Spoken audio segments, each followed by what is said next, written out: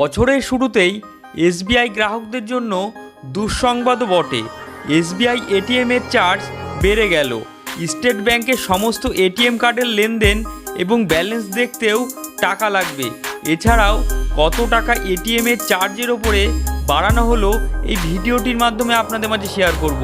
তাই ভিডিওটি সম্পূর্ণ স্কিপ না করে প্রথম থেকে শেষ পর্যন্ত দেখতে থাকুন এবং চ্যানেল নতুন হয়ে থাকলে চ্যানেলটিকে সাবস্ক্রাইব করতে ভুলবেন না। সর্বপ্রথম আপনাদের মাঝে শেয়ার করব আগের থেকে আপনাদের এটিএম কার্ডে টাকা তুললে কতটা বেশি টাকা আপনাদেরকে পে করতে হবে।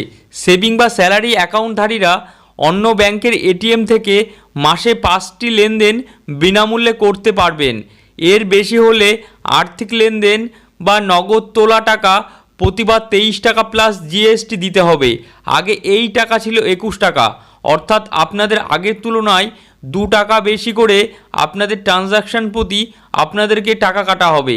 নন ফিনান্সিয়াল লেনদেন যেমন ব্যালেন্স চেক বা মিনি স্টেটমেন্ট 11 টাকা প্লাস জিএসটি লাগবে। আগের থেকে 1 টাকা বেশি আপনাদেরকে প্রদান করতে হবে।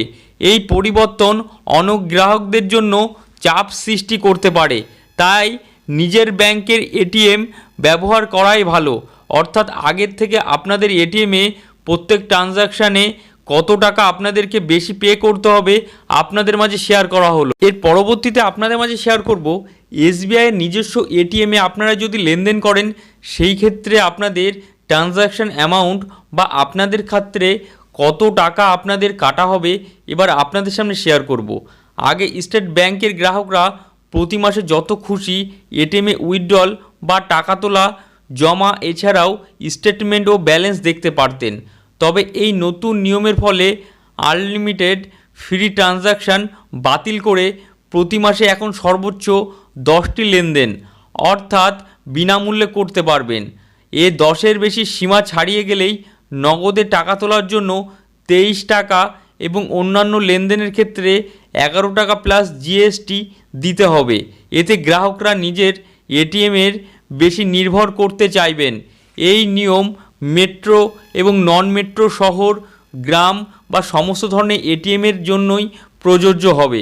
অর্থাৎ আপনারা আগের তুলনায় আপনারা যদি টাকা ট্রানজ্যাকশান বা টাকা জমা করা বা স্টেটমেন্ট এবং ব্যালেন্স দেখতে পারবেন। যদিও এটি ফ্রিতে না, প্রতি মাসে এখন সর্বোচ্চ 10টি লেনদেন পর্যন্ত আপনারা করতে পারবেন। 10টি সীমা ছাড়িয়ে গেলেই আপনাদের 23 টাকা এছাড়াও অন্যান্য লেনদেনের ক্ষেত্রে 11 টাকা বেশি আপনাদেরকে জিএসটি সহ আপনাদেরকে পে করতে হবে। এবং কোন কোন ক্ষেত্রে কোনো পরিবর্তন করা হয়নি এই ট্রানজ্যাকশানে এবার আপনাদের মাঝে শেয়ার করব।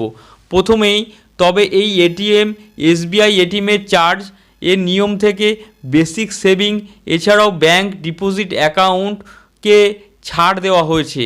এই সমস্ত অ্যাকাউন্ট গ্রাহকদের কোনো বাড়তি টাকা লাগবে না। এছাড়াও এসবিআই ডেবিট কার্ড দিয়ে নিজের এটিএম এবং কিছু সুবিধা আগের মতোই থাকবে। কার্ড ছাড়া নগদ তোলার সুবিধা সম্পূর্ণ ফ্রি রয়েছে।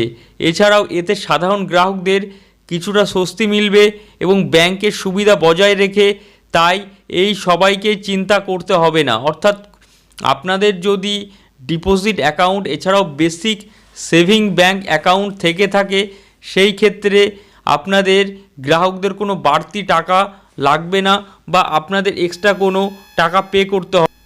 পরবর্তীতে আপনাদের মাঝে শেয়ার করব এটিএমের যে লেনদেন চার্জ কেন বাড়ানো হলো। সরকারের তরফ থেকে যেই বক্তব্য পেশ করেছে এবার আপনাদের সামনে শেয়ার করব। ব্যাংক বলছে এটিএমের এডিডব্লিউএম মেশিনের ইন্টারচেঞ্জ ফ্রি বেড়েছে। এর ফলে খরচ মেটাতে এসবিআই এটিএম চার্জ বাড়ানো হয়েছে। গ্রাহকদের পরামর্শ দেওয়া হচ্ছে যতটা সম্ভব নিজের ব্যাংকের এটিএম ব্যবহার করুন। এছাড়াও ডিজিটাল পেমেন্ট যেমন ইউপিআই বেশি ব্যবহার করলে এটিএমের ওপর নির্ভরতা কমবে। ফলে মাসিক ফ্রি লিমিটেড মনে রাখুন, এতে অতিরিক্ত খরচ এড়ানো যাবে। অর্থাৎ এই কারণের জন্য এটিএমের চার্জ বাড়ানো হয়েছে। এই ভিডিওটির মাধ্যমে আপনাদের মাঝে শেয়ার করা হলো বর্তমান অর্থাৎ 2026 সালে আপনাদের এটিএম ইউজ করলে কত টাকা আপনাদের সরকারের তরফ থেকে পে করতে হবে এসবিআই এটিএম অর্থাৎ স্টেট ব্যাংক অফ ইন্ডিয়ার এটিএম কার্ডের জন্য আপনাদের শেয়ার করা হলো। তাই ভিডিওটি যদি ভালো লেগে থাকে ভিডিওটিকে লাইক শেয়ার সাবস্ক্রাইব করবেন এবং পাশে থাকা বেল আইকনটিকে প্রেস করতে ভুলবেন না, ঠিক নতুন নতুন ইনফরমেটিভ ভিডিও আপনার মোবাইলে সর্বপ্রথম পাওয়ার জন্য।